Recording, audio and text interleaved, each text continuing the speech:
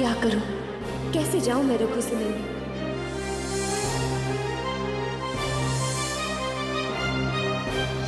अगर भाभी ने बाहर जाते देख लिया तो मैं उनसे क्या कहूंगी कि मैं कहां जा रही हूं? क्योंकि सच तो मैं उन्हें बता नहीं सकती, उन्हें बुरा लगेगा। पर जब तक मैं सच नहीं जान लूंगी मुझे चैन भी नहीं आएगा।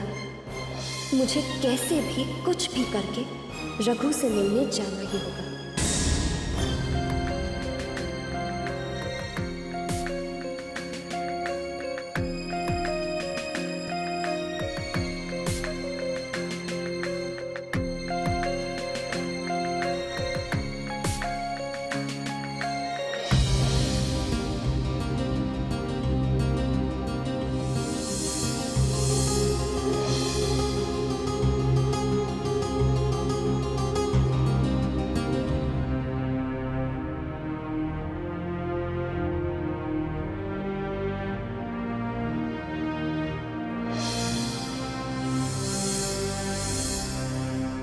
भाभी।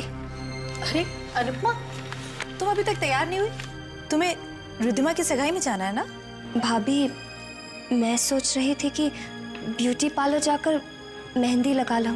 हाँ हाँ, बिल्कुल लगवाओ मेहंदी।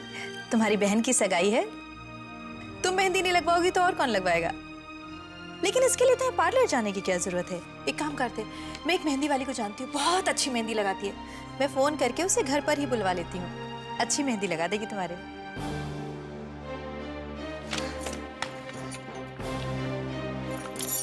हेलो, हाँ हाँ सलमा, मैं भाभी बोल रही हूँ। तुम थोड़ी देर में आ सकते हो? वो मेरी देवरानी है ना, उसे मेहंदी लगवानी थी, उसकी बहन की सगाई है। हाँ, कितनी देर में आ रही हो?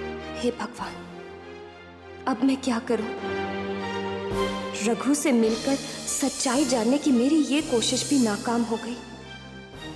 लगता है अभी इस सच्चाई के सामने आने का वक्त नहीं आया है।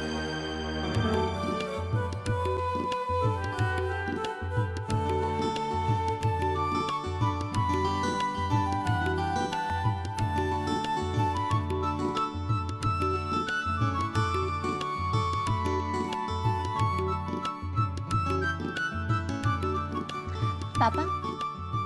हाँ बेटा। देखिए ना पापा, कैसी लग रही है मेहंदी?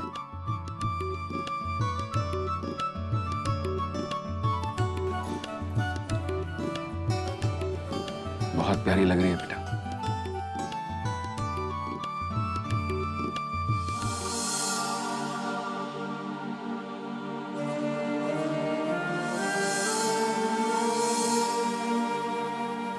पापा क्या हुआ? पापा आप रो रहे हैं? नहीं बेटा,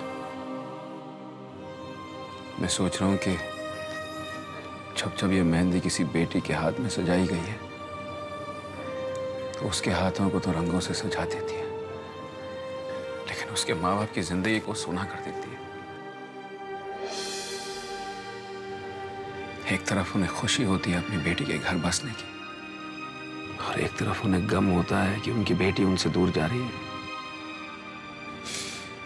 समझ में नहीं आता बेटा, वो अपनी जिंदगी में खुशियां आने की खुशी मनाए या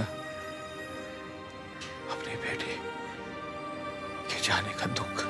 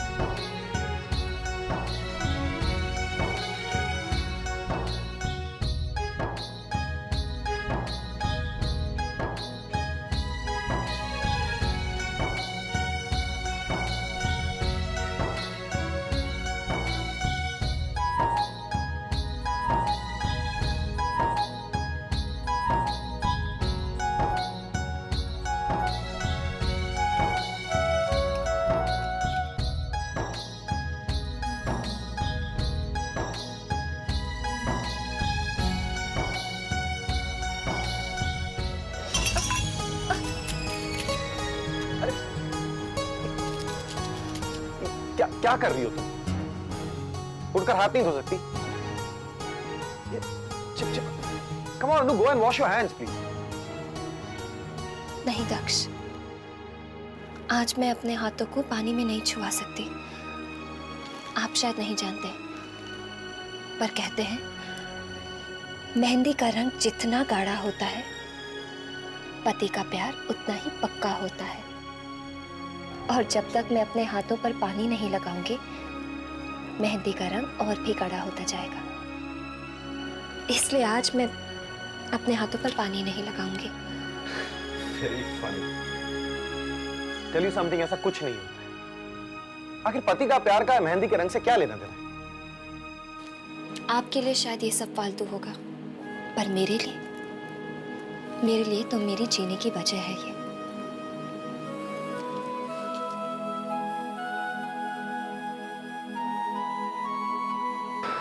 Forget it, man.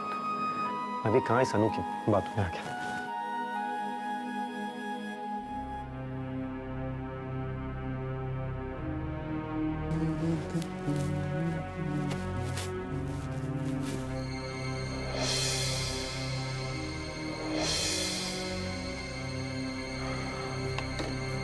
क्या बात है मेरा, तुम इतनी परेशान क्यों लग रही हो? कोई बात नहीं है, बस अनुपमा के बारे में सोच रही थी। क्यों? कुछ प्रॉब्लम क्रिएट की उसने? प्रॉब्लम तो नहीं क्रिएट की, लेकिन प्रॉब्लम क्रिएट करने के लिए सोच रही थी वो। प्रॉब्लम क्रिएट करने के चक्कर में? मतलब यही कि आज सुबह जब मैंने उसे देखा, वो बार बार दरवाजे के बाहर देख रही थी, जैसे उसे कहीं बाहर जाना हो। उसने मुझे बाहर जाने के लिए पूछा भी, लेकिन मुझे उसका बाहर जाना ठीक नहीं लगा, इसलिए कोई बहाना बनाकर मैं भी उसके साथ बाहर चली गई। लेकिन बाद में मुझे ऐसा लगा कि अनुपमा को शायद अच्छा नहीं लगा मेरा उसके साथ बाहर जाना। तब से मैं परेशान हूं और बार बार यही सोच रही हूँ कि आखिर उसे जाना कहाँ था, क्या काम था उसे। आई थिंक तुमने यही गलती की। ना तुम उसके साथ जाती, ना उसे रोकती, बस पीछा करती, देखती वो कहाँ जाना चाहती है, किससे मिलना चाहती है। कहीं ऐसा तो नहीं कि उस बुढ़िया की तरह इसका भी कोई शुभ चिंतक पैदा हो गया हो, जो हमारे लिए खतरा बन सकता है। हाँ, शायद आप ठीक कह रहे हैं। मुझसे बहुत बड़ी गलती हो गई। अब आइंदा में अनुपमा मुझसे जब भी पूछेगी कहीं जाने के लिए, मैं उसे रोकूंगी नहीं। वो जहाँ जाना चाहेगी जाएगी, जो करना चाहेगी करेगी, बस मेरी नजर हमेशा उसका पीछा करती रहेगी।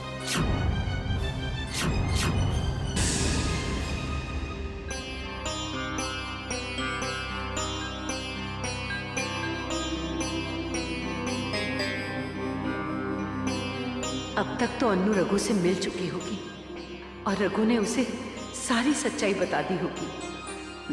बस मीरा, बहुत सहली मैंने तेरी ज़्यादतियां, अब बारी तेरी है। तैयार रहना अपने पापों की सजा भुगतने के लिए।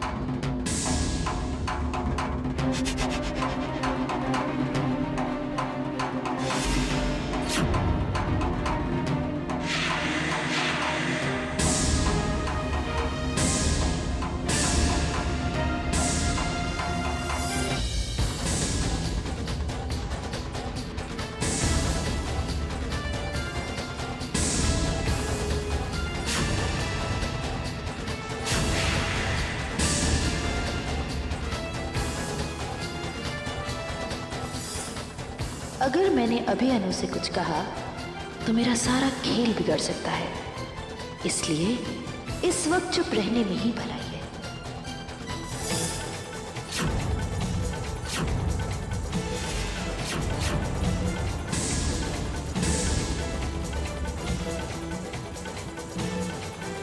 अनुपमा,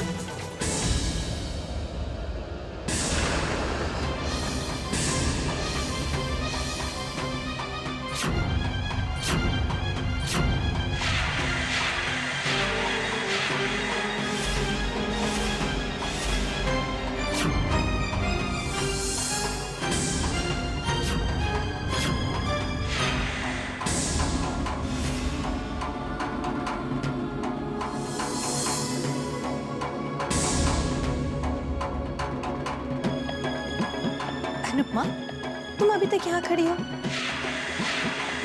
अरे जाना नहीं है क्या? तुम्हारे पापा कब से इंतजार कर रहे होंगे हम सबका। चलो जल्दी करो।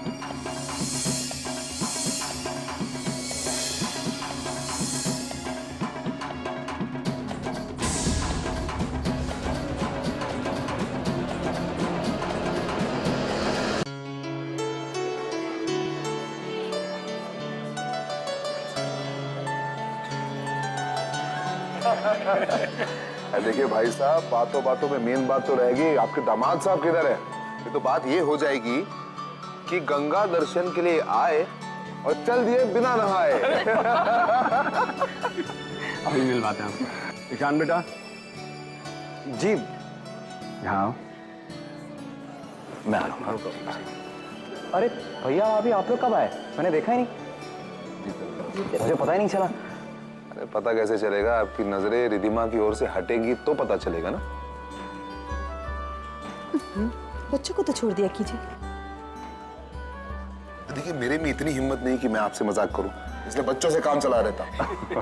अच्छा बेटा सुनो, आज से सही मायने में तुम्हारी जिम्मेदारियां शुरू होने जा रही हैं। हमें पूरा यकीन है, पूरा विश्वास है कि तुम हमारी बेटी को ससुराल में मायके की कोई भी कमी महसूस नहीं होने दोगे।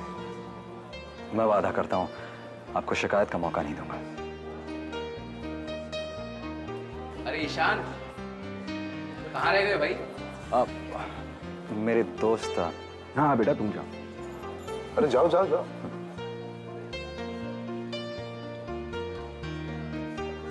भाई विक्रम साहब, आप बेटियों के मामले में किस्मत के धनी हैं। क्या समझदार और सुशील दामाद मिला है, वाह।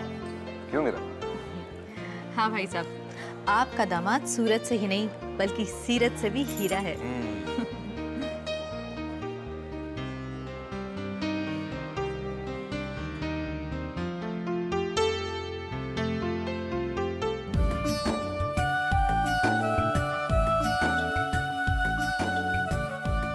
Thank you.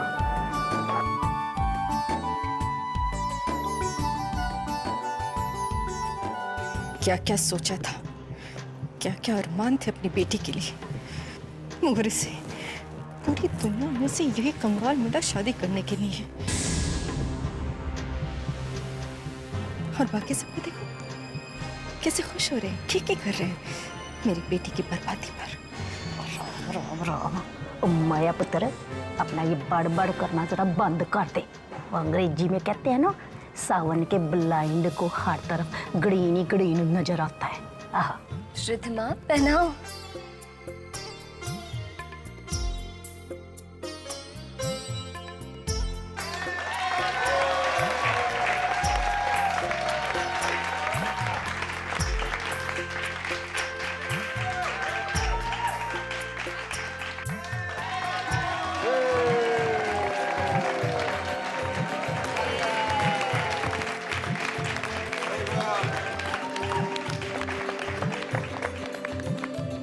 कितने हैप्पी है।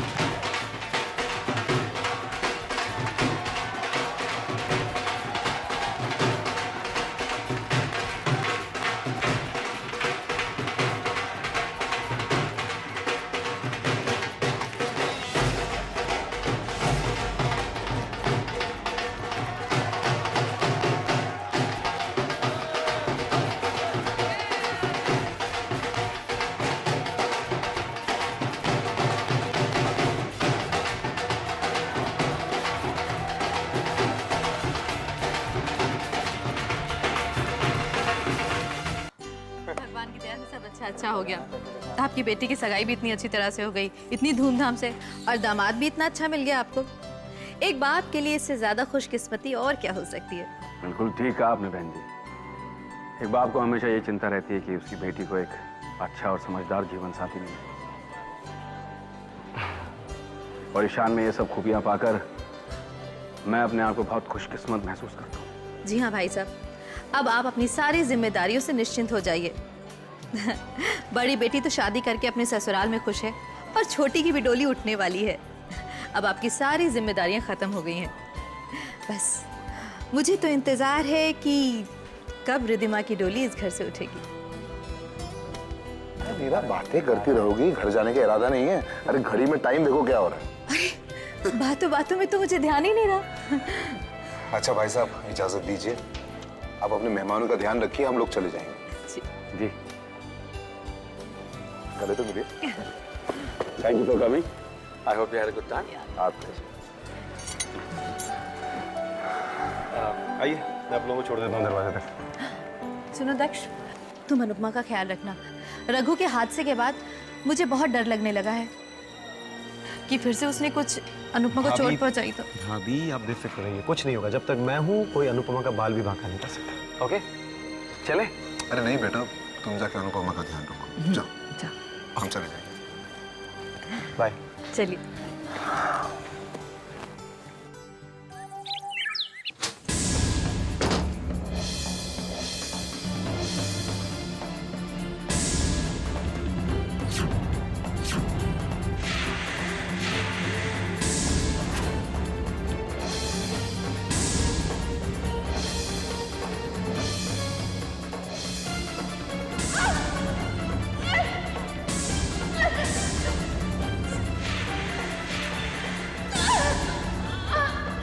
क्या इशारे करते क्या लोगों?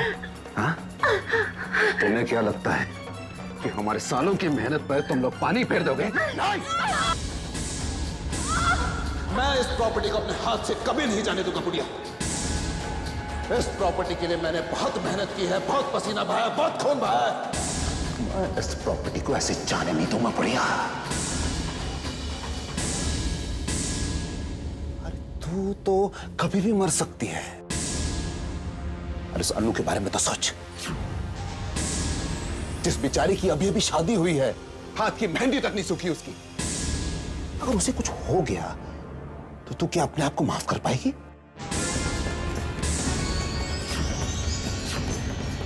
नहीं कर पाएगी। मैं जानता हूं तुझे, तू मेरी दादी है। देख बुढ़िया, मैं तुझे समझाने आया हूं कि अभी भी वक्त है, सुधर जा। नहीं तो हमारे रास्ते में जो भी आएगा हम उसे मार देंगे।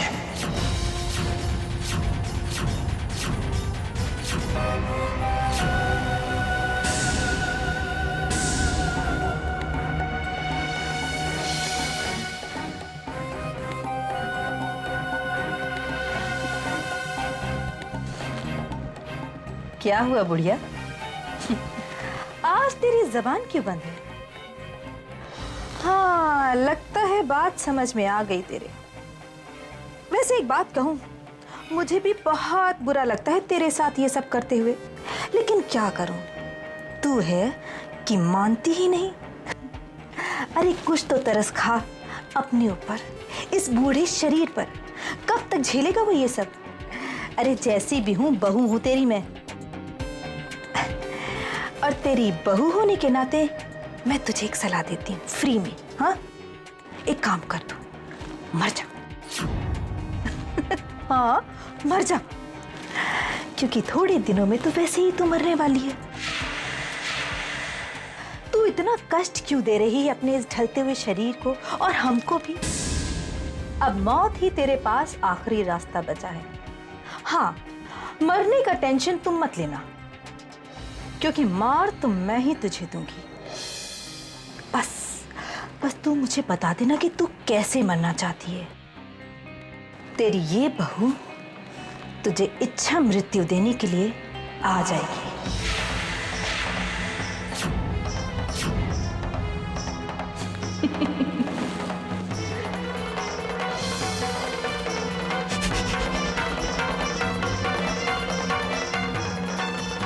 इतनी आसानी से नहीं मरने वाली है नारायणी, हरगिज़ नहीं।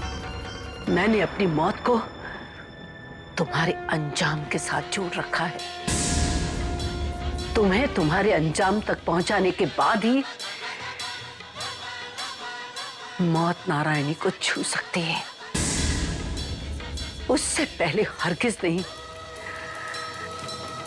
अपने बच्चों को तुम्हारे पाप के सायों से आजाद करवाने के बाद, तुम जैसे पापियों का सर्वनाश करने के बाद ही ये नारायणी प्राण त्यागेगी अपने, उससे पहले नहीं। ये वादा है मेरा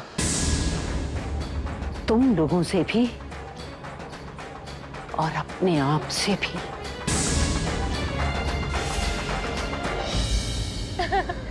खूब देखे मैंने ऐसे प्यार करने वाले। शादी से पहले आपके लिए मैं चांद सितारे सब आसमान से जमीन पर ले आऊंगा, लेकिन शादी के बाद आपके साथ 2 कदम साथ चलने में चांद सितारे दिखने लग जाते हैं। लेकिन मेरे जीजू बिल्कुल ऐसे नहीं है। इनफैक्ट मेरे जीजू जैसे प्यार करने वाले तो आजकल बनने ही बंद हो गए, क्योंकि जीजू दी से जितना पहले प्यार करते थे ना, शादी के बाद उनका प्यार और भी ज्यादा बढ़ गया है। राइट जीजू? लेकिन तुम ये कैसे कह सकते हो? जीजू आप खुद ही देखिए ना, दीदी की आंखों में साफ नजर आ रहा है। राइट दीदी?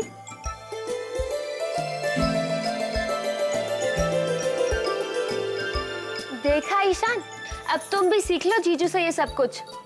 अच्छा, इसका मतलब शादी के बाद मुझे बीवी को खुश रखने की क्लास लेनी पड़ेगी। ठीक।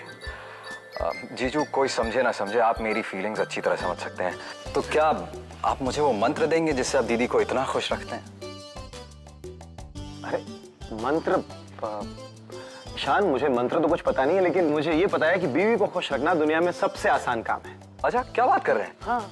अगर ऐसी बात है तो आज से आप मेरे गुरु और मैं आपका चेला। बताइए करना क्या होगा? ईशान, वैसे कुछ खास नहीं, तुम्हें ये जानना आना चाहिए कि तुम्हारी बीवी के दिल में क्या चल रहा है। इससे पहले कि उसके दिल की बात उसके जुबान तक आए, तुम उसके दिल की बात पूरी कर दो और सरप्राइज कर दो। अच्छा जी, तो इसका मतलब तो ये हुआ जीजू कि आप जादूगर हैं। लेकिन हाँ रिधिमा, एक बात याद रहे, जादू भी उसी का असर करता है जो अपनी पत्नी को पागलपन की हद तक पार करता है।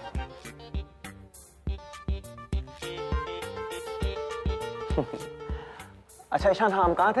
हाँ गुरुदेव, आप बता रहे थे कि दिल की बात जानना। हाँ वो तो थी पहली तरकीब। अब दूसरा तरीका सुनो। भले ही तुम अपना जन्मदिन भूल जाओ, लेकिन अपनी पत्नी का बर्थडे या फिर शादी की सालगिरह भूल कर भी मत भूलना। इससे पहले कि वो तुम्हें याद दिलाए, तुम उसके लिए एक प्यारा सा तोहफा ले आओ या फूल ले आओ और उसे दे दो। अच्छा, गुरुजी का ये हाल है तो चेले का क्या हाल होगा? रिधिमा, संभल कर रहना।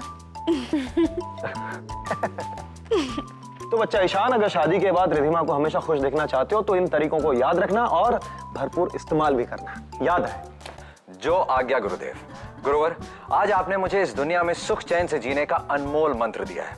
मैं इसके लिए आपका सदा आभारी रहूंगा।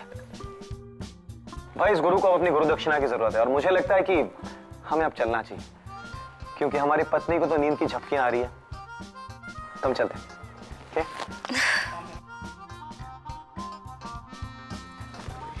देखा ईशान, ऐसे समझते हैं अपनी बीवी की जरूरतों को। अब समझे?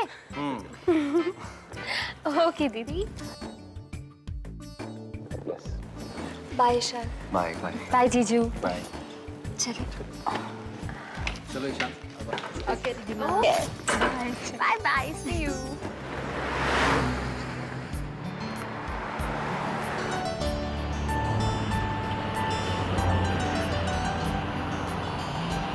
दक्ष, आपने वहां पर कहा था ना कि आप किसी की भी सूरत देखकर उसका मन पढ़ सकते हैं।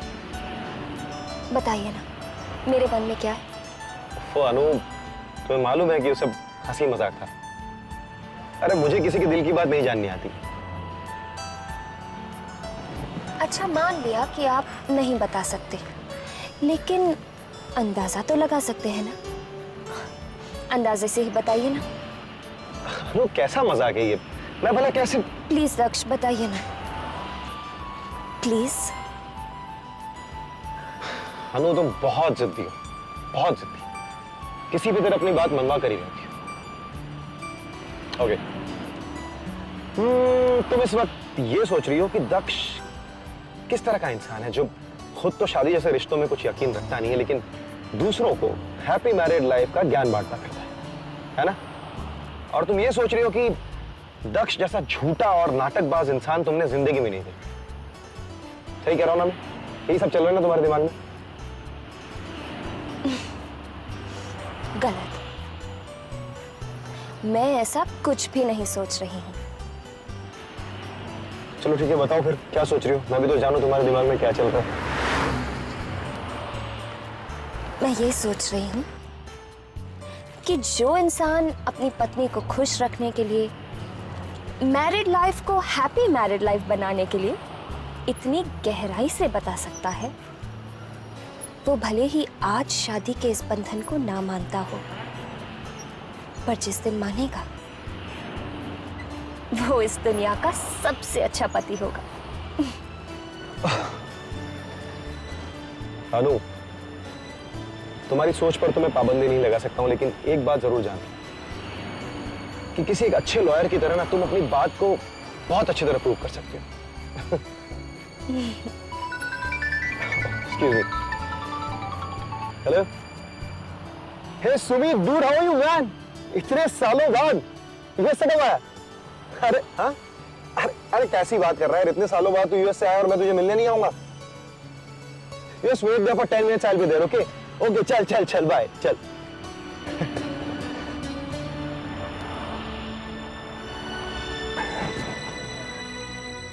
I'm sorry अनु, यही हकीकत है। दक्ष कभी अपनी दुनिया नहीं छोड़ सकता, किसी के लिए भी नहीं। सो तुम अपनी दुनिया में जाओ, मुझे अपनी दुनिया में जाने दो। I mean, घर आ गया। Good night. Good night.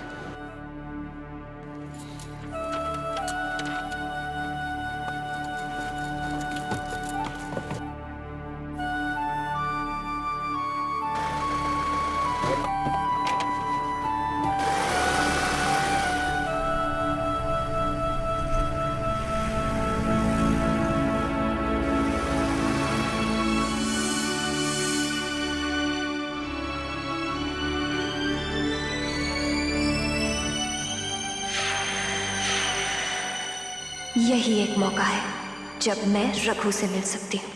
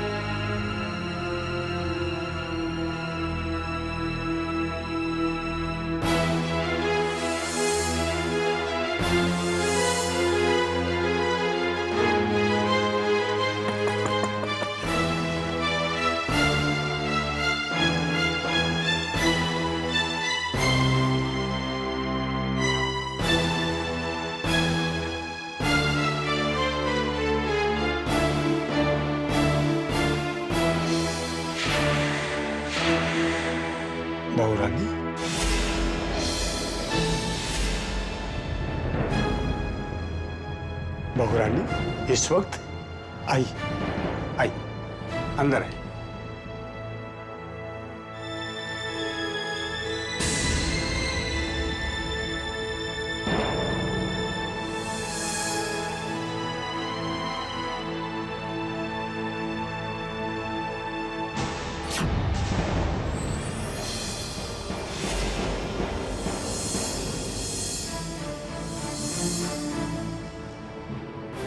आई बहुरानी, बैठी।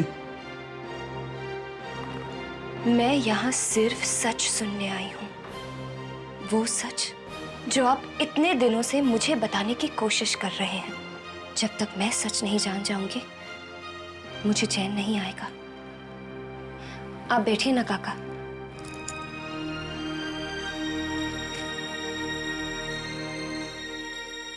बहुरानी, आप तक सच्चाई पहुंचाना मेरी जिंदगी का मकसद है।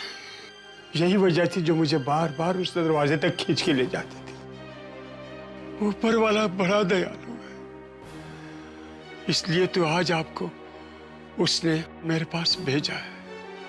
और वो सच आपको बताकर मेरी मौत भी हो जाए तो मुझे परवाह नहीं। जैसा परिवार आज आपको दिखता है वैसा नहीं था। जब हमारे मालिक जिंदा थे इस घर में हर तरफ खुशियां ही खुशियां थी। मालिक और मालकिन बड़े दयालु और देवता समान थे। उनके दो बेटे थे, एक धनंजय के पिताजी, दूसरे दक्ष बाबा के पिताजी।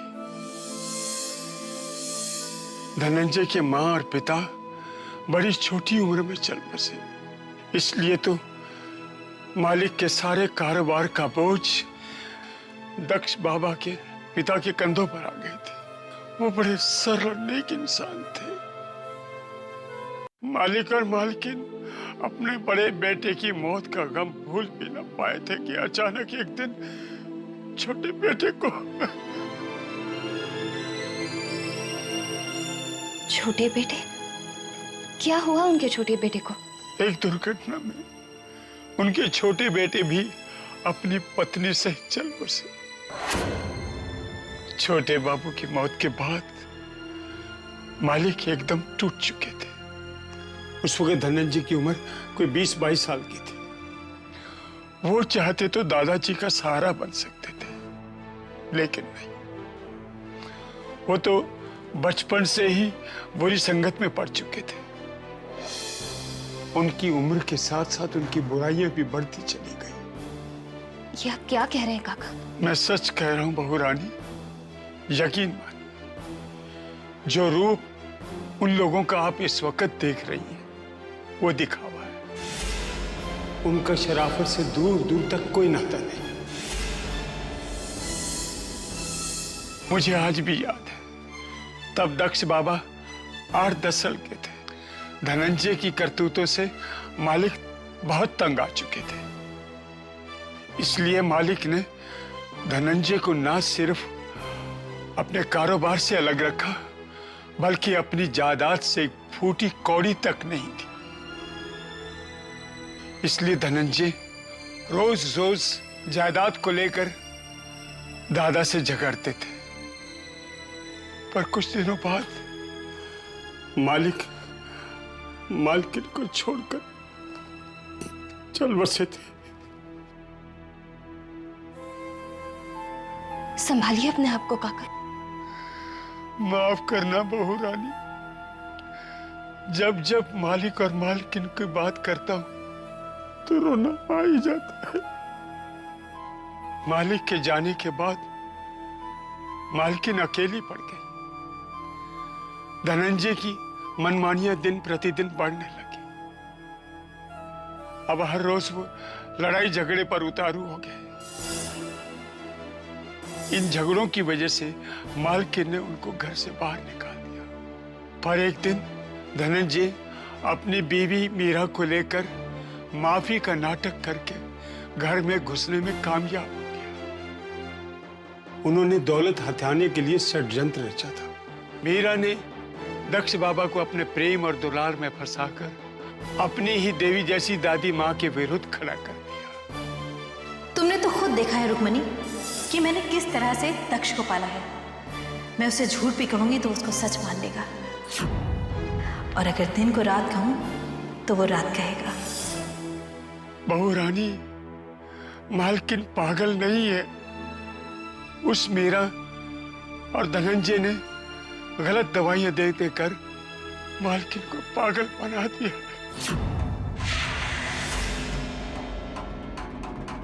दादी पागल नहीं है, उन्हें भैया और भाभी ने पागल बनाया है। हाँ बहू रानी, हमारी मालकिन तो देवी है, देवी। इन दुष्ट लोगों ने उन्हें पागल बनाया है ताकि वो सिंघानिया परिवार की जायदाद पर अयाशी कर सके। यही दादी है हमारी, मानसिक संतुलन खो बैठी है, इसलिए ऐसी बातें कर रही है। झूठ बोलती, मैं पागल नहीं हूँ। सुना तूने, मैं पागल नहीं हूँ। ये तेरा प्यार, ये तेरे आंसू सब एक झूठ है, छलावा है। ये सर से पांव तक झूठी है।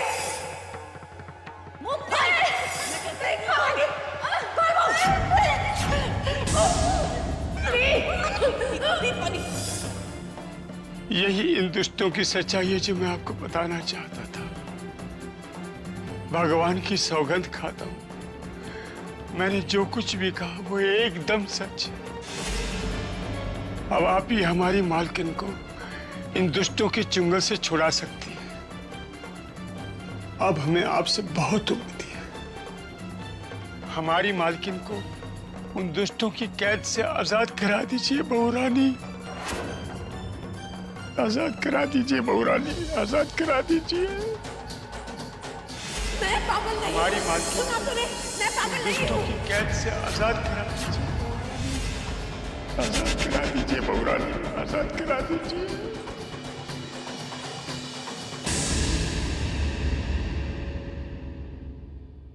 अब हमें आपसे बहुत उम्मीद है। हमारी मालकिन को उन दुष्टों की कैद से आजाद करा दीजिए बहू रानी।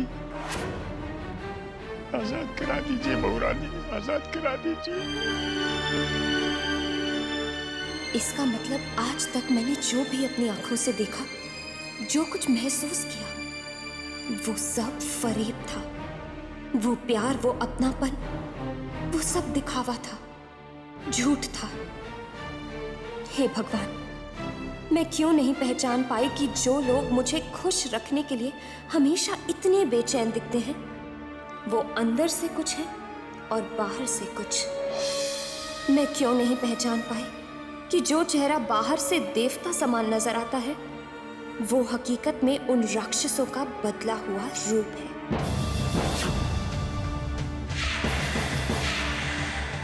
बहू रानी, मैं उन दरिंदों के बारे में जो कुछ भी जानता था बता दिया। इस घर को नर्क से स्वर्ग बनाना है, इसलिए आप इन लोगों से सावधान रहिएगा।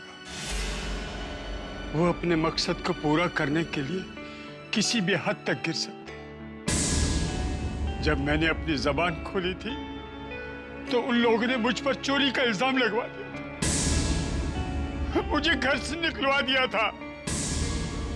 मैंने उस घर का नमक खाया। हरामखोरी तो बहुत दूर की बात, मैं हरामखोरी के नजदीक भी नहीं जा सकता बहू रानी। जानती हूँ काका, जो लोग देवी जैसी दादी पर ऐसे इल्जाम लगाकर दुनिया के सामने उन्हें गुनाहगार साबित कर सकते हैं, वो कुछ भी कर सकते हैं। आप सही कह रहे हैं बहू रानी। 20 सालों से मालकिन देव की मां की तरह उन राक्षसों की कैद में तड़प रही है। अब तो आप सब कुछ जान चुकी है। अब तुम्हें मालकिन को और दक्ष बाबा को उनकी कैद से छुड़ाना होगा। इस घर को नरक से फिर से स्वर्ग बनाना होगा। उन लोगों से बहुत सावधान रहिएगा, बहुत सावधान रहिएगा बहू रानी।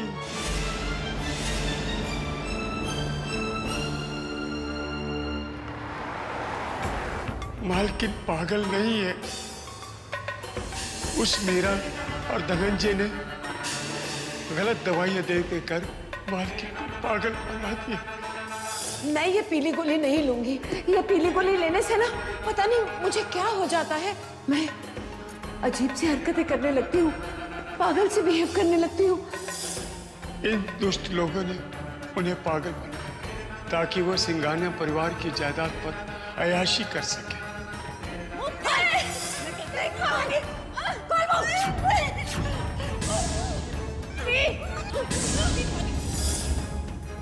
ये मुझे मार डालना चाहती है, इसे जायदाद चाहिए मेरी, इसे मुझे मार डालना चाहती है। नहीं दादी, मैं इसे मार डालूंगी।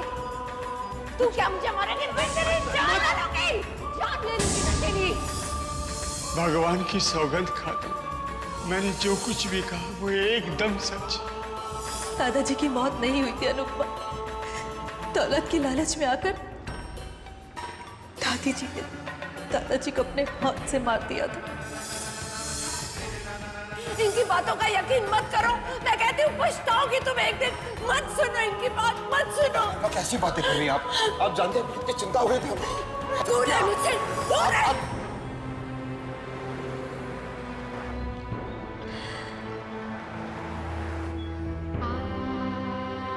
हे भगवान, ये मुझसे क्या हो गया? अनजाने में मैं उस देवी की गुनाहगार बन बैठी जो पिछले 20 सालों से सिर्फ इसलिए सजा भुगत रही है क्योंकि वो सच का साथ दे रही थी, अन्याय का विरोध कर रही थी। आज मुझे अपने आप पर शर्मिंदगी महसूस हो रही है।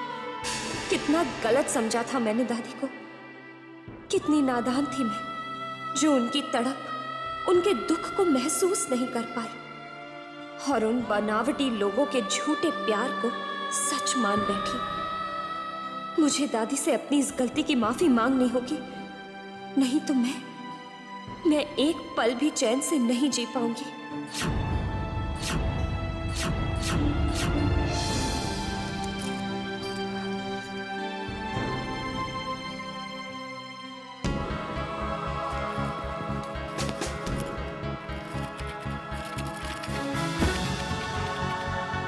ये खुलता क्यों नहीं?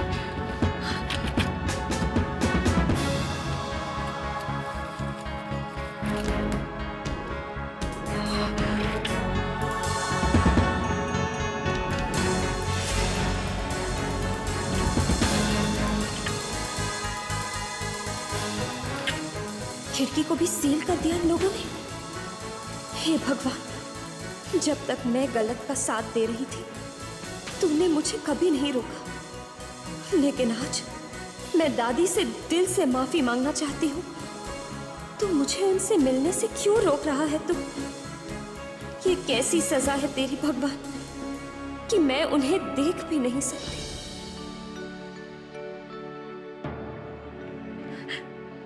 दादी, मैं आपसे मिलना चाहती हूँ। आपसे मिलके अपने किए का प्रायश्चित करना चाहती हूँ। मैंने आपके प्यार को, आपकी भावनाओं को नहीं समझा दादी। मुझे माफ कर दीजिए। आपकी कितनी आशाएं थी मुझसे, कितनी उम्मीदें थी, लेकिन मैंने आपकी सारी आशाओं पर पानी फेर दिया, उम्मीदों को तोड़ दिया।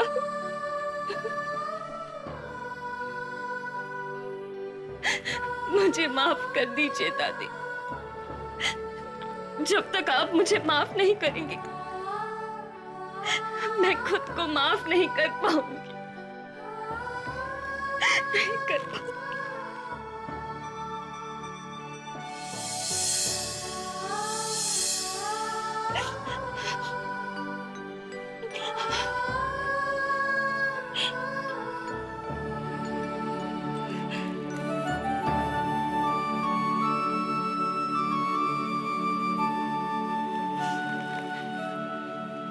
ठीक है दादी, मैं भी आपसे वादा करती हूँ कि जब तक आपको इस कैद से मुक्त नहीं करवा देती मैं चैन की सांस नहीं लूंगी। मैं अपनी देवकी जैसी मां को कंस की बेड़ियों से छुड़वा कर ही रहूंगी। मैं आपको इस घर से आपका मान सम्मान, आपके सारे अधिकार और दक्ष का प्यार वापस दिलाऊंगी। ये अनुपमा का वादा है आपसे और मेरी भूल का प्रायश्चित भी।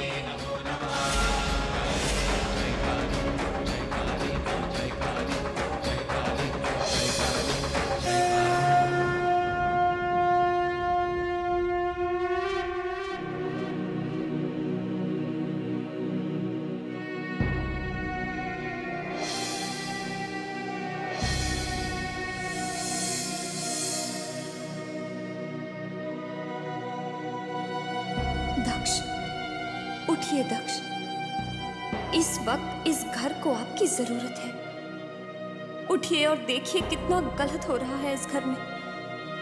एक मासूम इंसान पर पिछले 20 सालों से अन्याय हो रहा है।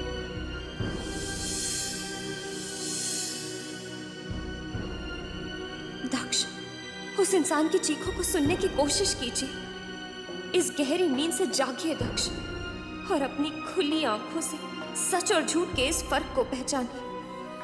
पहचानिए कि जिन्हें आप अपना समझ रहे हैं वो आपके अपने नहीं हैं, और जिन्हें आप गैर समझकर भुला चुके हैं वही आपकी अपनी है।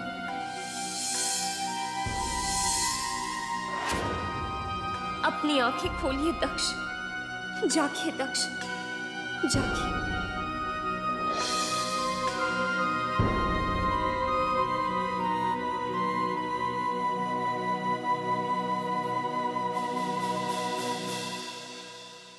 आज हमारे समधी जी आ रहे हैं, किसी चीज की कमी नहीं होनी चाहिए।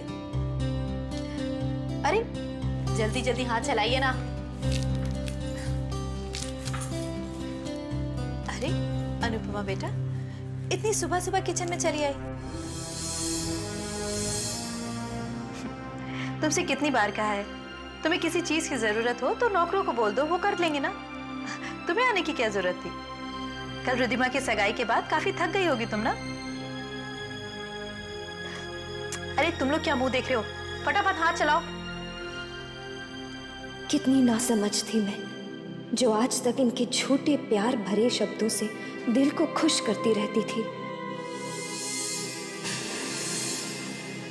लेकिन आज इनके वही शब्द दिल में चुभन पैदा कर रहे हैं। कितना छल है इनके चरित्र में, लेकिन इस हंसते मुस्कुराते चेहरे के पीछे छिपा इनका घिनौना रूप आज मुझे साफ साफ दिखाई दे रहा है।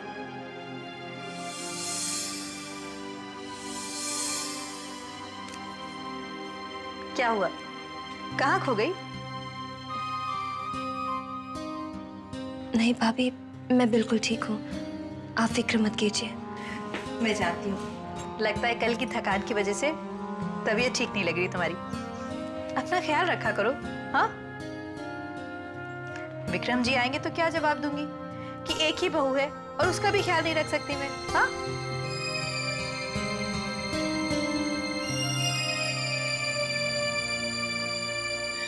अरे हाँ बेटा, तुम किचन में आई हो तो एक काम कर लो, ये देखो, ये सब डिशेस मैंने बनवाई है नौकरों से बोल के।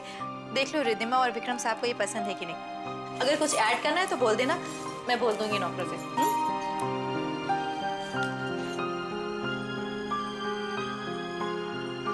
सब ठीक है ना? सब ठीक है भाभी। भाभी, वो कॉरिडोर से आते वक्त मैंने देखा कि दादी के कमरे की खिड़की पर पेपर।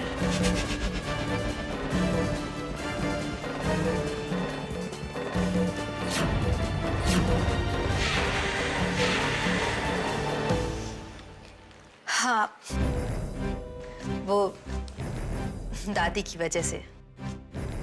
तुम्हें पता नहीं अनुपमा, दरअसल डॉक्टर साहब ने कहा है कि ज्यादा ताक झांक की वजह से दादी के दिमाग पर जोर पड़ सकता है,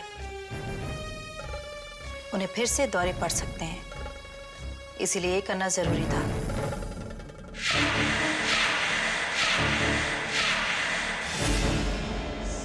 भाभी अरे ये क्या हुआ तुझे? गर्दन पर हाथ क्यों रखे? तुझे क्या हुआ गर्दन में? पता नहीं, बहुत पेन है भाभी, शायद सोते हुए पिलो से कुछ हो गया। अरे दिखा तो जरा। संजय। जी मैडम। मेरे कमरे से ऑयल लेकर आना। जी मैडम। तुमसे कितनी बार कहा है कि सोते वक्त भी तकिया ठीक से रखा करो। तुम्हारा पोस्चर सही होना चाहिए, इसलिए गर्दन। चलो उधर चल के बैठो। हाँ मैं तेल लगा देती हूँ। अरे भाभी आप भी। तुम लोग ना कभी नहीं समझोगे एक माँ का दिल कितना कमजोर होता है। बच्चे को थोड़ी सी चोट लगती है और माँ का दिल रोने लगता है। मैं तो कितनी दुआएं करती हूँ कि तुम्हारी छोटी सी भी तकलीफ हमें लग जाए। लाओ दो। कोई बात नहीं, अभी मैं तेल लगा देती हूँ, बिल्कुल ठीक हो जाएगा कल तक। मीरा ने दक्ष बाबा को अपने प्रेम और दुलार में फंसाकर अपनी ही देवी जैसी दादी माँ के विरुद्ध खड़ा कर दिया।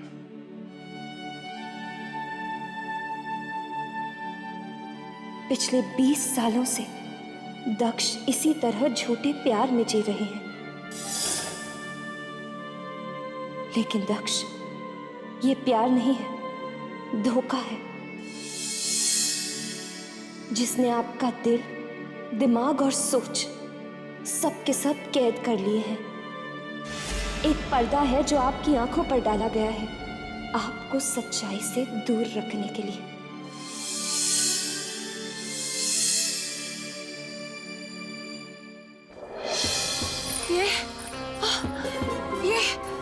ये क्या हुआ? हे भगवान, ये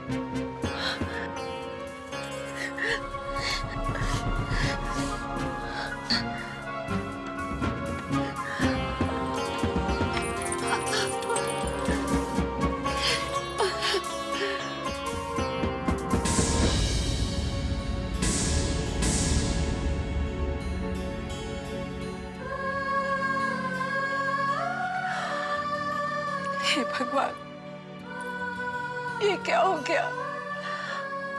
बाहर की दुनिया से जुड़े रहने के लिए ये खिड़की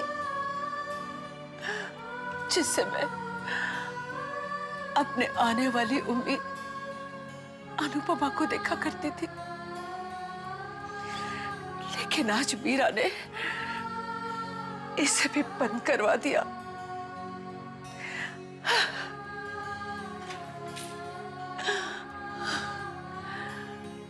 पिछले 20 सालों से मीरा मुझ पे जुल्म करती आ रही है और मैं सहती जा रही हूं, लेकिन आज ये खिड़की बंद करवा के उसने मेरी उम्मीदों को तोड़ने की कोशिश की है। नहीं मीरा, नहीं, इससे तू ये मत समझ लेना कि तेरी जीत हो गई है। ये जीत भगवान ने तेरे नसीब में लिखी ही नहीं। देख लेना, वो तुझे नहीं बख्शेगा। देख लेना।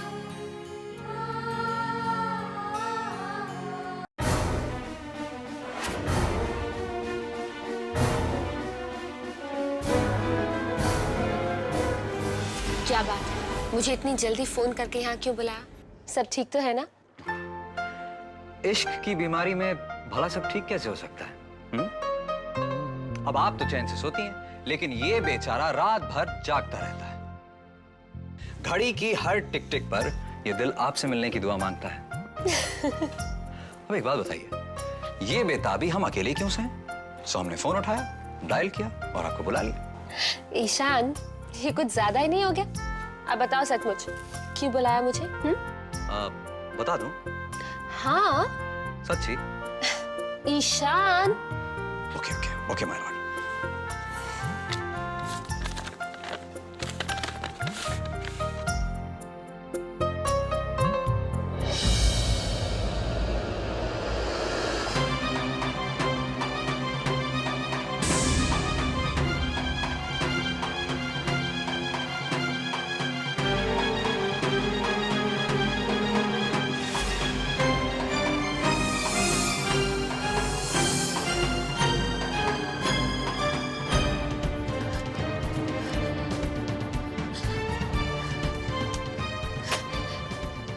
सब क्या है ईशा? क्या है ये? मैंने तुम्हें अपने पास्ट के बारे में सब कुछ बता दिया था, सारी सच्चाई बता दी थी। Ishaan, this was my past, my mistake. तुमने मुझे सब कुछ बता दिया था, लेकिन ये सच्चाई इतनी कड़वी होगी मैंने कभी नहीं सोचा था।